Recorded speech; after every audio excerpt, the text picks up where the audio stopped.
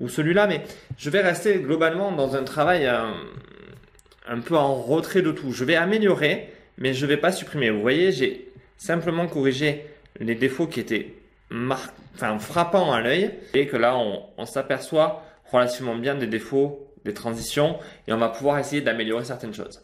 Je vais m'en servir en fait pour travailler exclusivement avec le Dodge and Burn et avec le calque de gris. Certains travaillent avec en fait l'outil courbe, ils créent deux courbes et ils travaillent à la fois en haut et en bas, c'est un choix. Des cils avec des petits traits que l'on veut très fins en fait, très en douceur, mais qui fassent naturel en fait. Si vous regardez, c'est juste des petits traits. Et dernière étape qui est le dernier petit travail de colorimétrie. La colorimétrie, comme vous avez vu, on l'a fait dans l'étape 2 et non pas dans l'étape 1. On n'a rien fait dans l'étape 1, on l'a fait dans l'étape 2.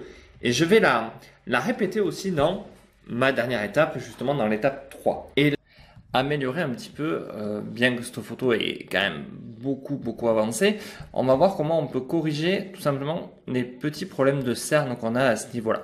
C'est des fois, voilà, on voit, si on zoome, bon déjà on a du mal à voir les choses, si c'est suffisamment uni, s'il n'y a pas trop de soucis, mais vous voyez, on voit que par exemple si je zoome bien, je ne sais pas si vous allez bien le voir vous, mais on voit que la bordure de lèvres est un peu saturée en fait. Donc on va aller, voilà. Je vais aller zoomer sur une mèche exprès pour que vous puissiez bien voir les choses. Et je vais me servir pour cette fois des modes de fusion, mais vraiment le temps de monter, descendre, monter, descendre, monter, descendre pour pouvoir le supprimer, ce qui donne un résultat naturel. Si vous commencez à aller à contresens du cheveu, ça va donner vite un résultat qui ne sera pas clair dans la partie justement de la correction. On va s'en servir justement pour retoucher maintenant, on va dire, les tons sombres, la partie voilà qui est la plus sombre de la photo. Alors pour ceci, on va tout simplement repartir dans nos couches